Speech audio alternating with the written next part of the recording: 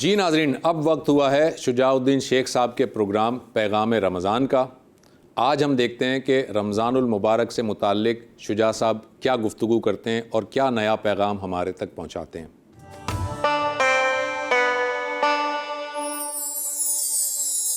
الحمدللہ رب العالمین والصلاة والسلام علی سید الانبیاء والمرسلین، اما بعد، اعوذ باللہ من الشیطان الرجیم، بسم اللہ الرحمن الرحیم، الف لام میم، ذالک الکتاب لا ریب فیہ ھدی للمتقین الذین یؤمنون بالغیب ویقیمون الصلاة ومما رزقناہم ینفقون، صدق اللہ العظیم۔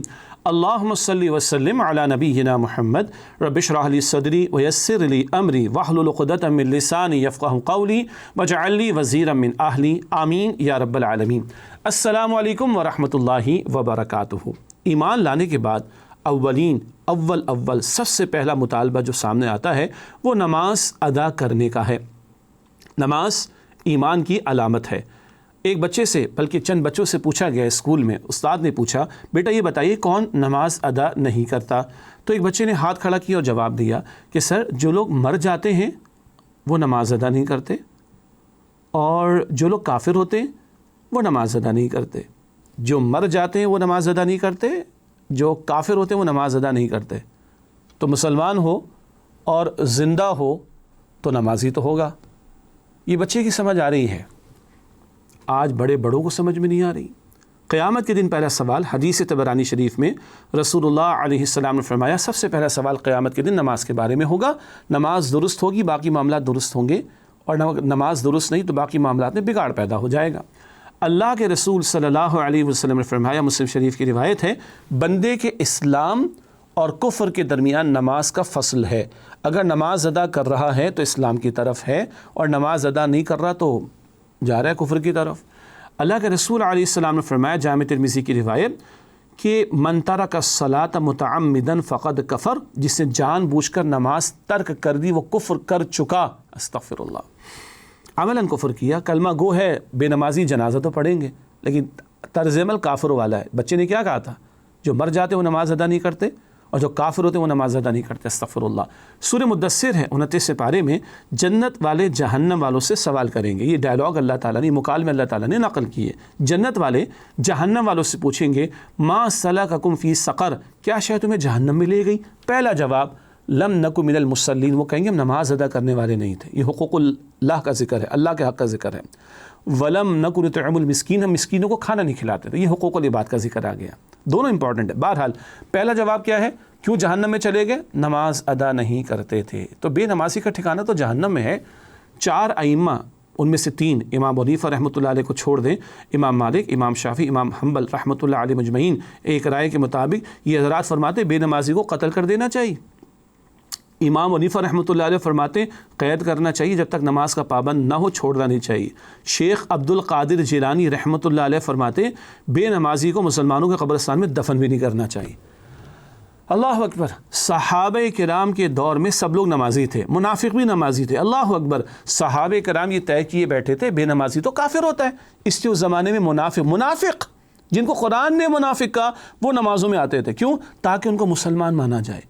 حدیث مبارک میں ہے نا، فجر اور عشاء بھاری ہے کس پر؟ منافقین پر۔ تو منافقین آتے تھے تاکہ ان کو منافقین نہیں بلکہ مسلمان مانا جائے۔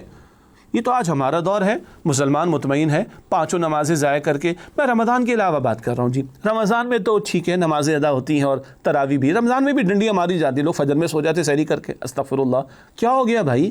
جس اللہ نے روزے کا حکم دیا اسی نے نماز کا حکم دیا، اور جس اللہ نے روزے کا حکم رمضان میں دیا اس اللہ نے نماز کا حکم پوری زندگی کے لیے دیا ہے۔ ان الصلاۃ کانت علی المؤمنین کتابا موقوتا، یہ سورہ نساء میں ہے۔ نماز بلا شبہ مقررہ اوقات میں اہل ایمان پر فرض کی گئی ہے۔ اچھا، کچھ وہ لوگ ہیں جو پورے سال میں کچھ نمازیں ادا کر لیتے ہیں، 4 ادا کر لیتے ہیں، 5ویں چھوٹ جاتی ہے۔ کون سی؟ فجر کی۔ کیوں بھائی؟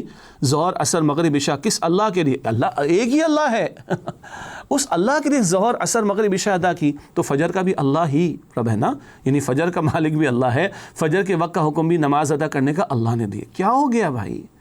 اور ہم چھوٹے تھے، ہم اسٹیکرز پڑھتے تھے، لکھا ہوتا تھا تجھے نماز کی فرصت نہیں، تعجب ہے۔ اللہ اکبر۔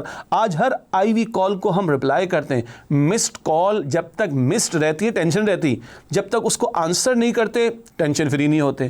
اللہ کی کال آ رہی 5 مرتبہ آ رہی ہے اور مسڈ جا رہی ہے اور کوئی ٹینشن ہمیں نہیں ہو رہی. ارے بھائی ہم کیا ہو گیا ہم لوگوں کو؟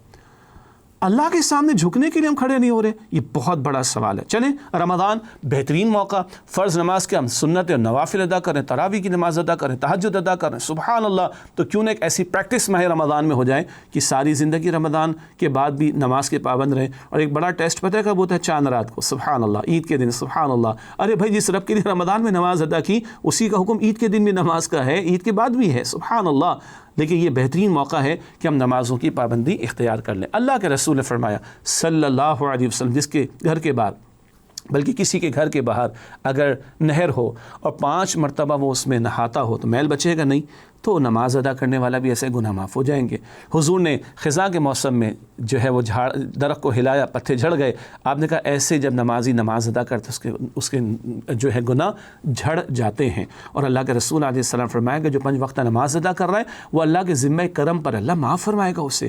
اور جو 5 وقتہ نماز ادا نہیں کر رہا پھر اللہ کے ذمہ کرم پر نہیں، اللہ نہیں چاہے گا تو بخشے گا، چاہے گا تو نہیں بخشے گا.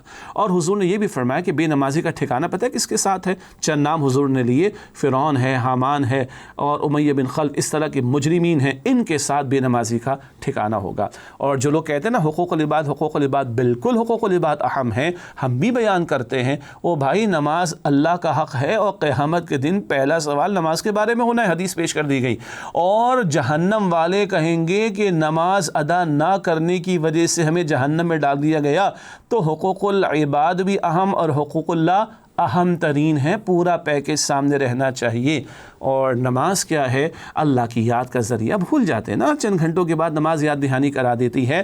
ایاک نعبد، اے اللہ ہم تیری عبادت کرتے ہیں، وہ معبود ہیں، ہم بندے ہیں. مالک یوم الدین یاد رہتا ہے کہ مرنے کے بعد اللہ کے سامنے کھڑا ہونا ہے. انفرادی، اجتماعی، روحانی، ظاہری، باطنی، بہت سارے فوائد ہیں نماز کے. البتہ یہ اللہ کا حکم ہے. اللہ مجھے، آپ کو، ہم سب کو تمام نمازوں کی حفاظت کرنے، وقت پر ادا کرنے کی توفیق عطا فرمائے. وآخر دعوانا ان الحمدللہ رب العالمین والسلام علیکم ورحمۃ اللہ وبرکاتہ.